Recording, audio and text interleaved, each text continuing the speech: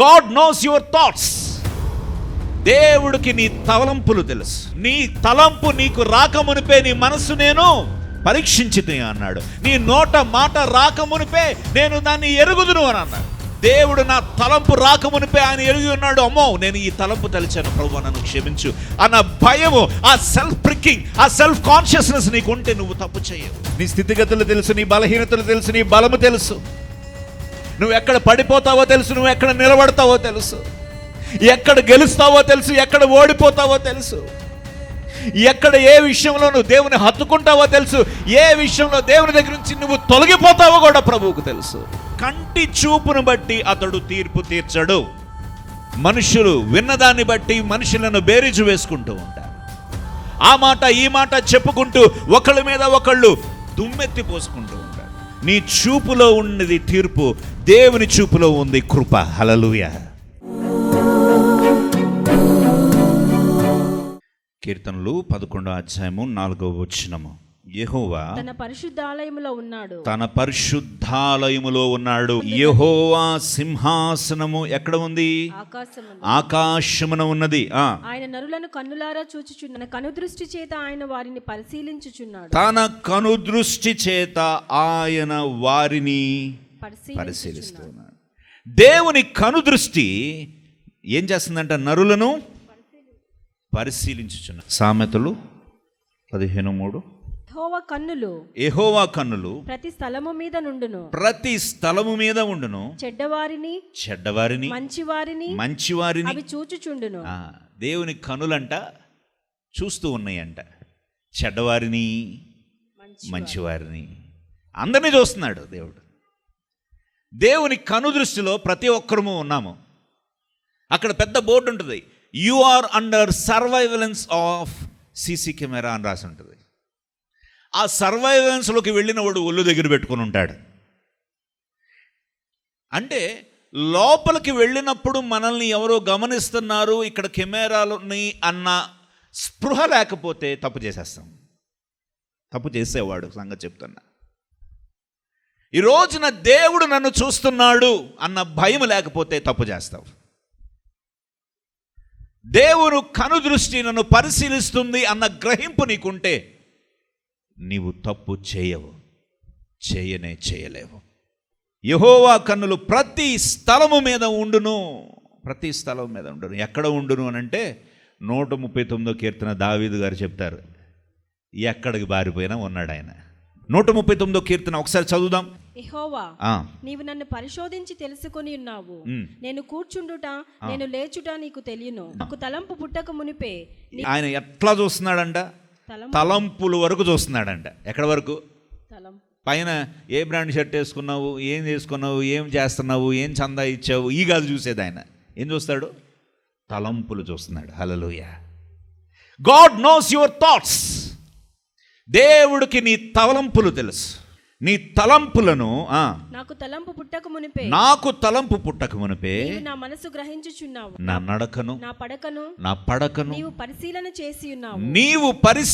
చేసి ఉన్నావు. నా చర్యలన్నిటినీ నీవు బాగుగా తెలుసుకొని ఉన్నావు. నా చర్యలన్నిటిని, చర్యలు అంటే నా పనులన్నిటినీ నీవు బాగుగా తెలిసి ఉన్నావు.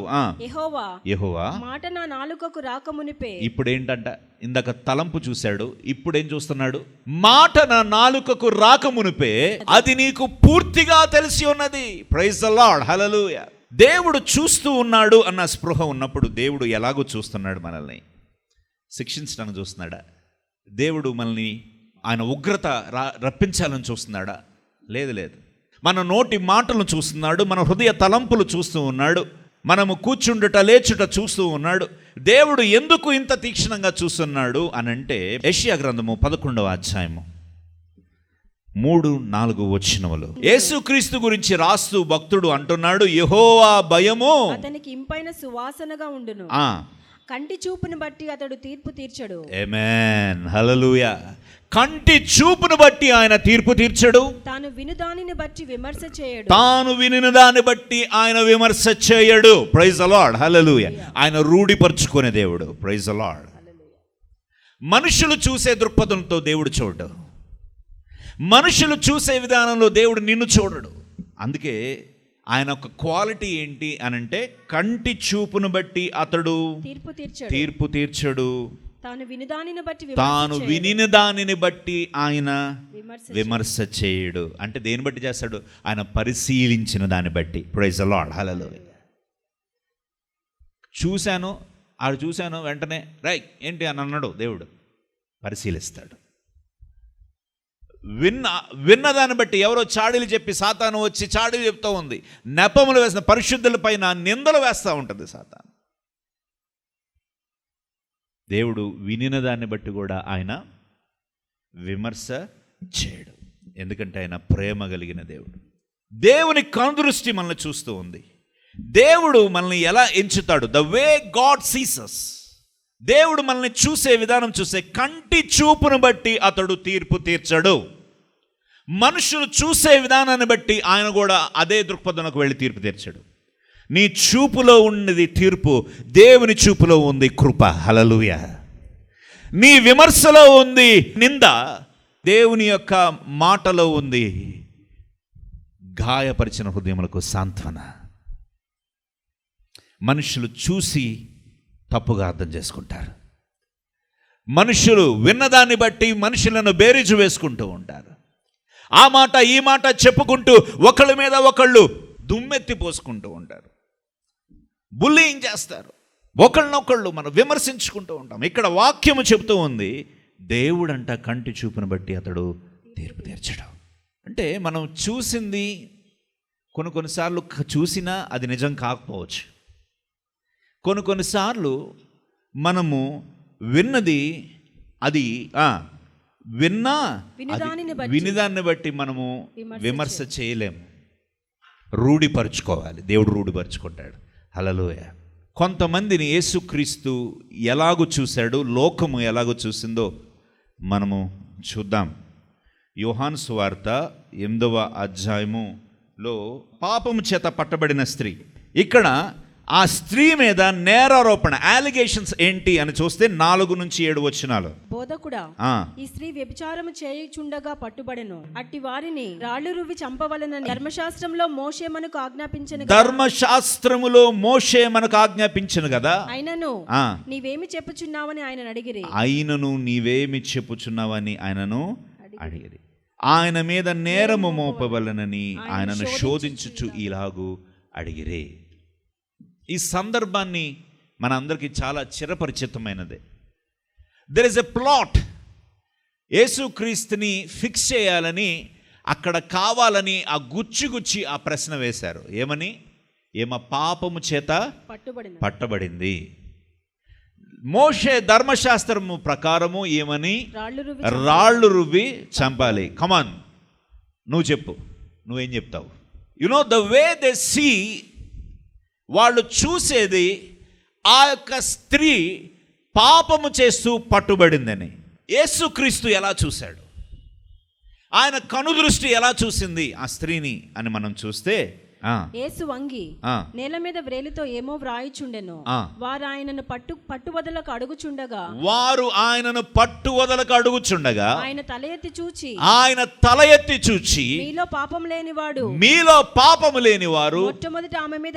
మొట్టమొదట ఆమె మీద రాయి వేయమని చెప్పాను. Praise the Lord, hallelujah. దేవుడు ఇలాగ చూశాడు, ప్రభు ఇలాగ చూశాడు. మీలో పాపము చేయని వారెవరో మొదట రాయి విసరండి అన్నాడు. అంతే, అందరూ మౌనం అయిపోయారు. ప్రభువుకు తెలుసు ఆమె ఎలాగూ అలాంటి పరిస్థితులకు వచ్చిందో మనకు తెలియదు.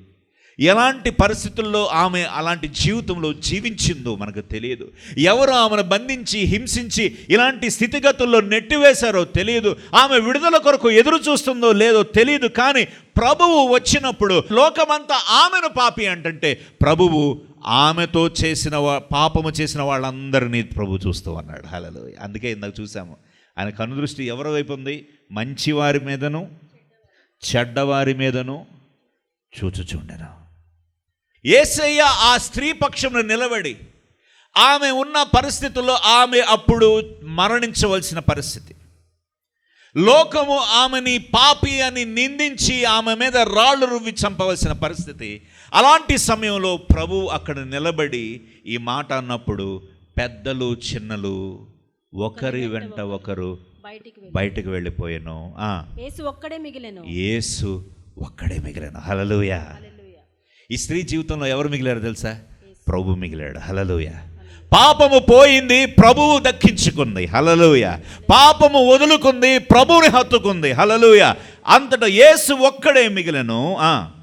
అమ్మా, ఆ స్త్రీ మధ్యన నిలిచి ఉండెను. ఆ స్త్రీ మధ్యను నిలిచి ఉండెను. యేసు తల ఎత్తి చూచి అమ్మా వారెక్కడ ఉన్నారు? వారెక్కడ ఉన్నారు? ఎవరునూ నిన్ను శిక్షింపలేదా అని అడిగినప్పుడు ఆమె లేదు ప్రభువా అని అనెను. అప్పుడు యేసు ఏమన్నాడు? నేనును నీకు శిక్ష విధింపను. అంటే అర్థం ఏంటి? నువ్వు శిక్ష పొందనర్హురాలువే, కానీ పొందకుండా చేశాడు. ఆయన శిక్ష కూడా విధించలేదు. Praise the Lord. హల్లెలూయా. శిక్ష రాకుండా చేశాడు, శిక్షించకుండా ఉంచాడు. హల్లెలూయా. అది క్రీస్తు ప్రేమ. హల్లెలూయా. అది కల్వరి శిలువలో ఆయన చేసిన ప్రేమ. మన పాప భారము ఆయన మీద మోపబడింది. ఆయన మన వ్యసనములను సహించాడు, భరించాడు. ఈ స్త్రీ యొక్క పాపము ఆమె చనిపోవలసినప్పుడు ఆమె పక్షమున నిలబడ్డాడు.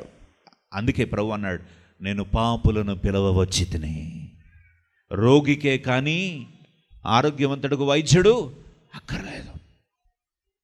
ఇదిగో మరొక సమయంలో నతానియేలు అక్కడ చెట్టు కింద నుంచొని చూస్తున్నప్పుడు, యోహాను సువార్త 1వ అధ్యాయంలో 45 నుంచి చూద్దాం.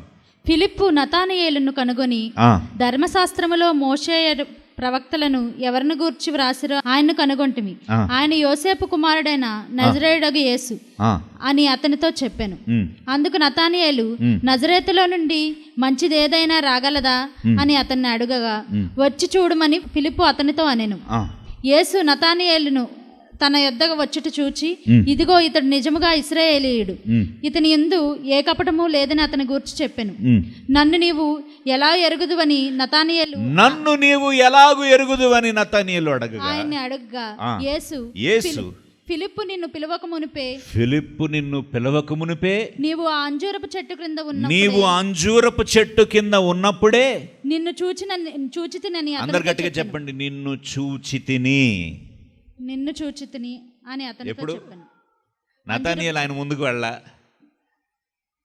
ఫిలిప్పు ఎక్కడో దూరంలో చెట్టు కింద మాట్లాడుతున్నాడు, ప్రభు ఎక్కడో ఉన్నాడు. తర్వాత కాసేపు అయినాక వచ్చారు వీళ్ళు. నతానియేలు బాగున్నావా అని పేరు పెట్టి పిలిచాడు. నా సంగతి నీకెలా తెలుసు అని అంటే, ఫిలిప్పు నీతో మాట్లాడుతున్నప్పుడు, ఆ చెట్టు కింద మాట్లాడుతున్నప్పుడు నేను నిన్ను చూచితిని అన్నాడు. హల్లెలూయా. ఇది ఆయన కనుదృష్టి. నతానియేలు పూర్తిగా వైరాగ్యంతో ఉన్నాడు. అసలు ఈ లోకంలో మంచిదేదైనా వస్తుందా, ఇక్కడ ఇశ్రాయేలును కాపాడటానికి మెస్సయ్య ఎప్పుడు వస్తాడని ఎదురు చూసే ఈ నతానియేలుకు ఫిలిప్పు ఆ శుభవార్త చెప్పినప్పుడు, ఇదిగో నజరేతు నుండి మంచిదేదైనా వస్తుందా అని నతానియేలు చూపు నిరాశ దృక్పథంతో చూస్తూ ఉంటుంటే, యేసు నతానియేలు హృదయమును చూసి నతానియేలు గురించి ఏమంటున్నాడు? ఇదిగో ఇతడు ఇశ్రాయేలు, అతని యందు ఏ కపటమును లేదని అతని గురించి చెప్పాడు. నతానియేలు యొక్క హృదయమును ప్రభువు చూశాడు. యోహాను సువార్త 4వ అధ్యాయము 4 నుంచి 7 వచనములు. ఆ సమరయ స్త్రీ, యూదుడవైన నీవు సమరయ స్త్రీనైన నన్ను దాహమునకిమ్మని ఎలాగో అడుగుచున్నావని ఆయనతో చెప్పెను. ఏలయనగా యూదులు సమరయులతో సాంగత్యము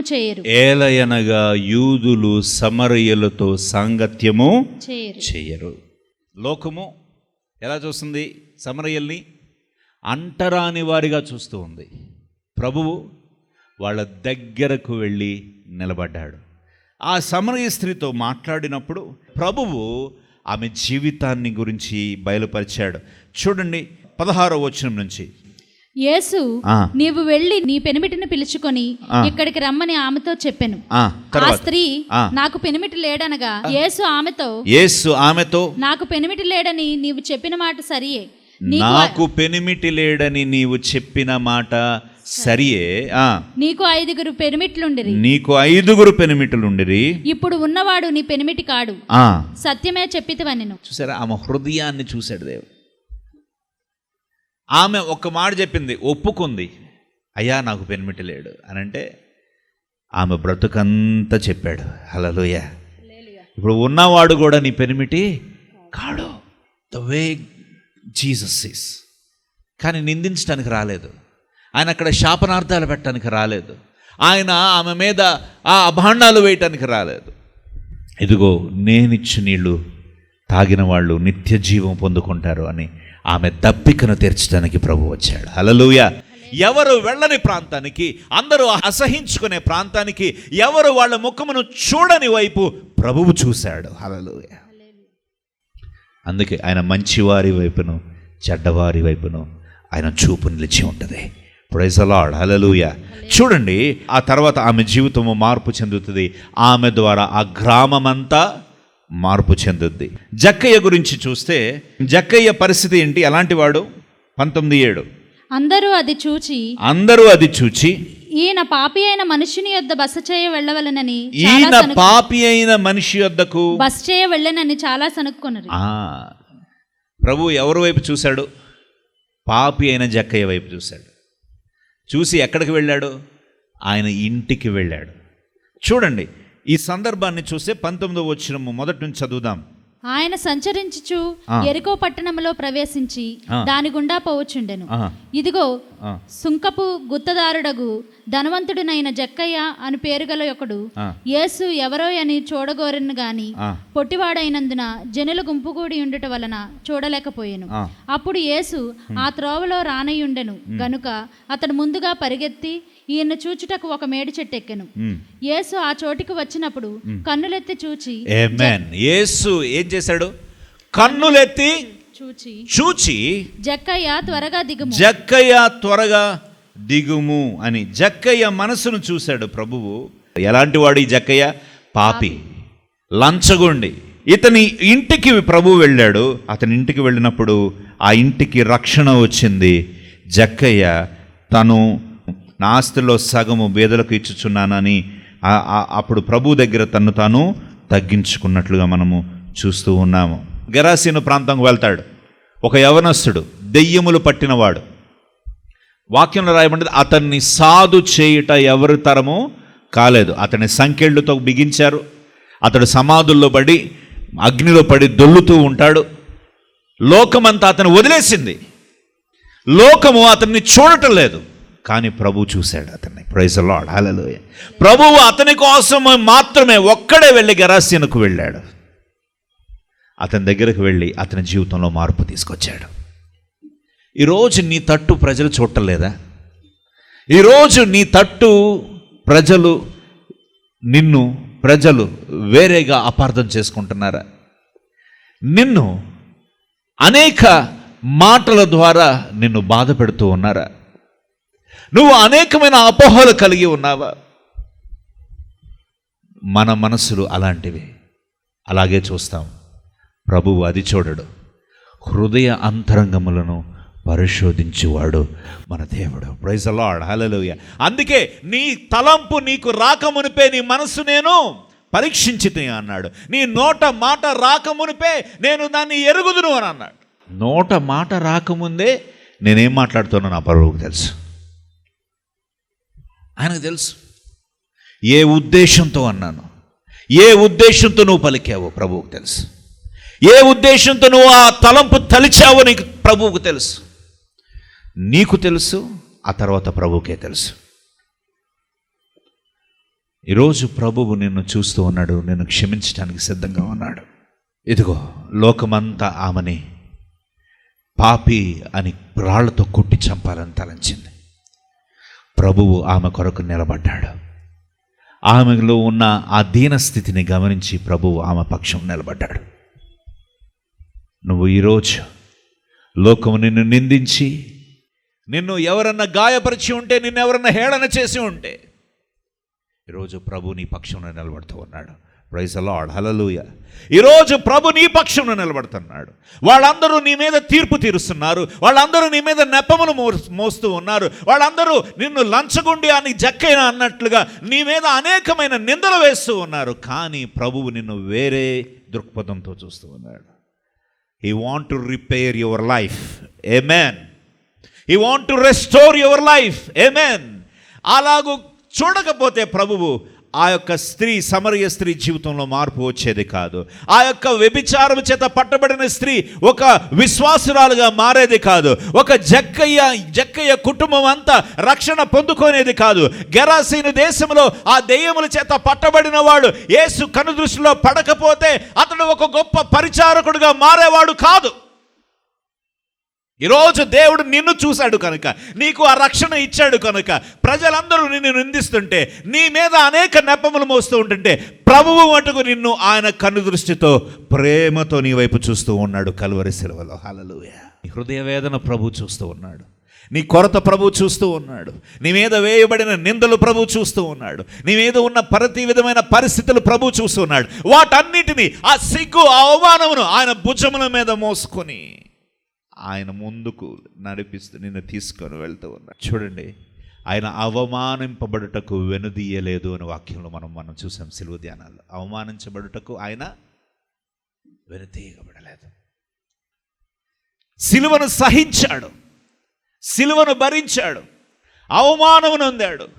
అతని మోము మీద ఉమివేయబడింది. యూదుల రాజంట అని అవహేళన చేశారు. ఇదిగో ఆయన మనవలే శోధింపబడిన కనుక మన శోధనలో ఆయన మనకు సహాయకుడు ఆయను అని వాక్యంలో రాయబడి ఉంది. ప్రైజ్ ది లార్డ్, హల్లెలూయా. ఈరోజు నీ కన్నీరు, నీ బాధ, నీ వేదన ప్రభు కల్వరి శిలువలో అనుభవించాడు. ప్రైజ్ ది లార్డ్, హల్లెలూయా. నీ బాధ ఆయనకు తెలుసు. He knows your pain, he knows your agony, he knows your points.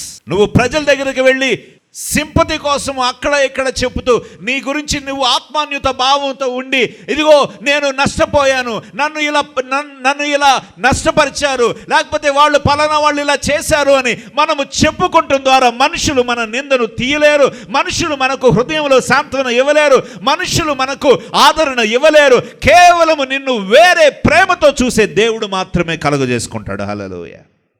ఆయన మాత్రమే నీ జీవితంలో కార్యం చేస్తాడు. It is only who can do miracles in your life. నీ జీవితంలో అద్భుతాలు చేసేవాడు ఆయన. నతానియేలు ఆ చెట్టు కింద ఉన్నప్పుడు చూచినట్లుగా నిన్ను ప్రభు చూశాడు. నీ పేరు పెట్టి పిలిచి తిని అని అన్నాడు మోషేతో. నీ పేరు తెలుసు, నీ ఊరు తెలుసు, నీ పరిస్థితులు తెలుసు, నీ స్థితిగతులు తెలుసు, నీ బలహీనతలు తెలుసు, నీ బలము తెలుసు, నువ్వు ఎక్కడ పడిపోతావో తెలుసు, నువ్వు ఎక్కడ నిలబడతావో తెలుసు, ఎక్కడ గెలుస్తావో తెలుసు, ఎక్కడ ఓడిపోతావో తెలుసు, ఎక్కడ ఏ విషయంలో నువ్వు దేవుని హత్తుకుంటావో తెలుసు, ఏ విషయంలో దేవుని దగ్గర నుంచి నువ్వు తొలగిపోతావో కూడా ప్రభువుకు తెలుసు. ఎందుకో తెలుసు? ఆయన కన్ను దృష్టి నరులను పరిశీలించుచు ఉన్నది, చెడ్డవారి మీదను మంచివారి మీదను. ప్రైజ్ ది లార్డ్, హల్లెలూయా. నా ప్రియ సహోదరి సహోదరుడా, ఈ స్పృహ మనం కలిగి ఉంటే తప్పులు చేయము. దేవుడు నా తలంపు రాకమునిపై ఆయన ఎరిగి ఉన్నాడు. అమ్మో, నేను ఈ తలంపు తలిచాను, ప్రభువా నన్ను క్షమించు అన్న భయము, ఆ సెల్ఫ్ ప్రికింగ్, ఆ సెల్ఫ్ కాన్షియస్నెస్ నీకు ఉంటే నువ్వు తప్పు చేయవు. నీ నోట మాట రాకమునిపే నీ మాట నేను ఎరిగి తిని అని అన్నాడు. నీ నోట నుండి ఆ యొక్క అగ్ని వంటి మాట రాకమునిపే అమ్మో దేవుడు ఈ మాటకు లెక్క అడుగుతాడు అని నీ మాటను నువ్వు వెనక్కి తీసుకోవాలి. ఒకవేళ అంటే వెళ్ళి క్షమించు అని అడగాలి. నా ప్రియ సహోదరి సహోదరుడు, సిలువలో క్షమాపణ ఉంది, సిలువలో ప్రేమ ఉంది. సిలువ వేరేగా చూసింది నిన్ను. మనుష్యులు చూస్తున్నది చూసి ఈ లోకము తీర్పు తీరుస్తుంది. మనుషులు చెప్పిన మాటలు విని ఈ లోకము తీర్పు తీరుస్తుంది. ప్రభువైతే చూచిన దాన్ని బట్టి తీర్పు తీర్చడు, వినిన దాన్ని బట్టి ఆయన విమర్శ చేయడు. ఎందుకంటే ఆయన కనులు నరులను పరిశీలించుచు ఉన్నది. ఆయన కనులు నన్ను పరిశీలిస్తూ ఉంది, సంఘాన్ని పరిశీలిస్తూ ఉంది, మన కుటుంబాలని పరిశీలిస్తూ ఉంది, నీ వ్యక్తిగత జీవితాలను పరిశీలిస్తుంది.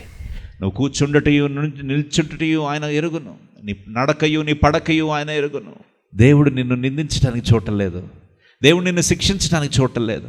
దేవుడు నీ మీద నేరారోపణ చేయడానికి ఆయన చూడటం లేదు. ఎలా చూశాడో తెలుసా? నశించిన దానిని వెతికే ప్రాసెస్లో చూస్తూ ఉన్నాడు. హల్లెలూయా. వెతికి రక్షించాడు. ఆయన కనుదృష్టి లోకమంతా చూస్తూ ఉంది, మంచివారి మీద చెడ్డవారి మీద. ఎందుకో తెలుసా? నశించిపోతుంటే వెతికి రక్షించడానికి. హల్లెలూయా. నీ నిందకు ప్రతిగా పూదండనివ్వటానికి, నీ భారభరితమైన ఆత్మకు ప్రతిగా ఆయన స్తుతి వస్త్రమునివ్వటానికి పరిశుద్ధాత్మ దేవుడు మనతో మాట్లాడుతూ ఉన్నాడు. యోబు 33వ అధ్యాయము 16-18 వచనములో దేవుడు ఎందుకు మాట్లాడుతున్నాడో తెలుసా నీకు? దేవుడు ఎందుకు ఈ ఉపదేశం ఇస్తున్నాడో తెలుసా?